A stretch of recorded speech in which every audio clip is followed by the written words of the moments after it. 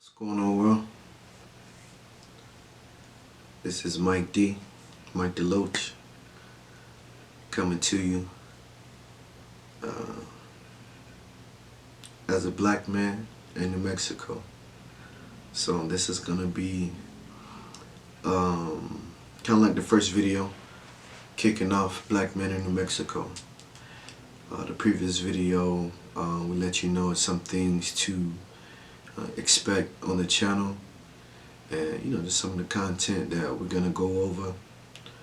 But again, this is the first one coming to you, and we're just gonna go over basically how and why New Mexico. And we'll start with I guess the why New Mexico. So I've seen New Mexico in the history book, really didn't know too much about it, but I had a childhood friend of mine who moved to New Mexico his sophomore year of high school. He's a year older than me, so I was a freshman, and so this was my first year going into, freshman high school. And meanwhile, his dad got a job for New Mexico. So, not to say he was forced, but, I guess he would, kind of really had no choice, kind of had to go where his family went, And so, New Mexico was their new residence. Now, fast forward to, after high school. So, I still stayed in Georgia, throughout my whole high school. And that's where we're from, Georgia, small town, Meta, Georgia. They got a slogan: everything is better and meta. So if you're ever in Georgia, you're riding on I-16, between Macon and Savannah, Dublin and Savannah to give you a closer proximity, or between Dublin and Statesboro, Meta, Georgia. That's where we're from. My people from Meta, Portal, Statesboro. That's basically where the bulk of my people are, But anyway, here it was at the high school, and with being that I'm from a small town, it's not too much opportunity. You know what I mean? High school, I worked fast food, worked at a Zaxby's. If you've ever heard of Zaxby's, I know you have in the South, and Zaxby's busting, but that was my first job. You know what I mean?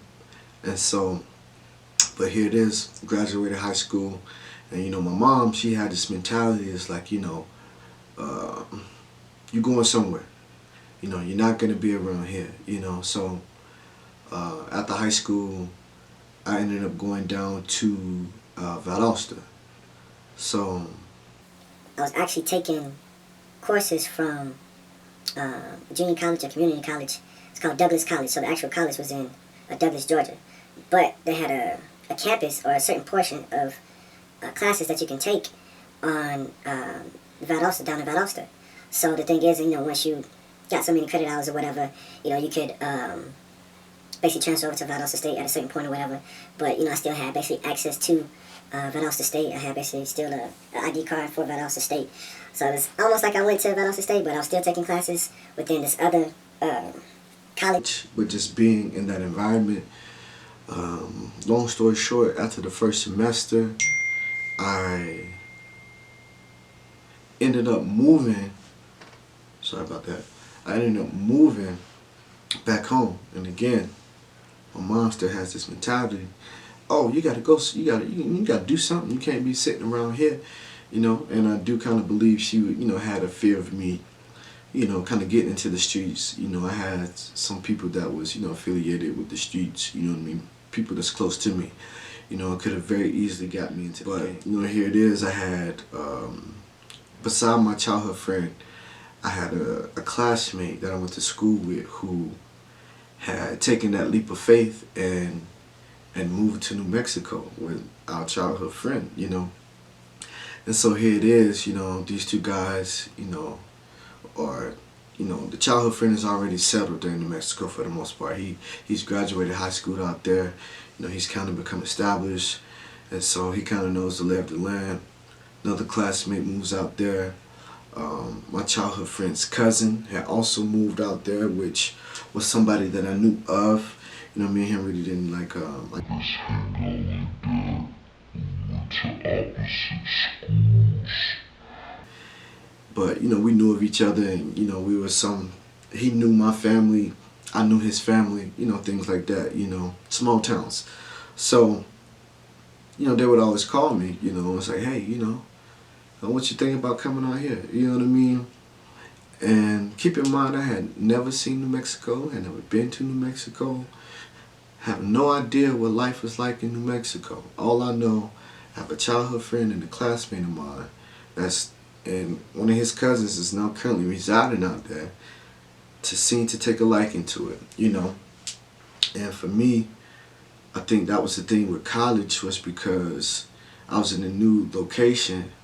Granted, you know, I had roommates, so it was kind of easy to meet people, but I still didn't have that kinship or friendship that I had with, you know, those guys that was in New Mexico. And so, you know, I thought about it, and, you know, again, my mom still got this mentality like, you gotta go somewhere, you ain't gonna sit around here. So I was like, hey, ask my mom, what do you feel about me going to New Mexico? And then she was like, well, you know, if they can set you up with a job, you know, I'm for it. You know, and I just think she was just wanting me to get out of there, you know, I won't say regardless of where I went, but she knew that these were people that she knew. She knew their family. So, you know, she had trust that things, you know, would work out. You know, she with it. So, you know, kind of like what we're going to do. So they planned a trip to come back to Georgia and to pick me up and to take me back to New Mexico, or here to New Mexico. And so here it is. They came. And when they came, I had my bags packed, ready to go. Told my dad, hey, sell my car. I had a 1992 Bubble Chevy Caprice. You know, it's like a sky blue, tinted out, Flowmasters, 212s, speakers in the grill. You know, so it's kind of like, you know, I'm gonna trade it all. You know what I mean? But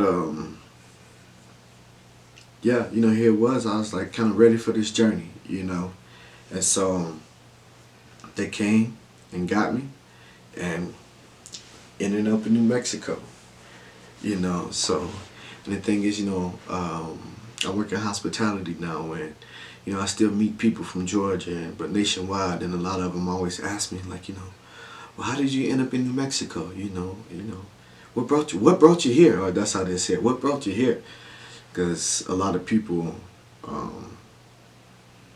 that I see in my line of work are older white people, for what it's worth. You know what I mean?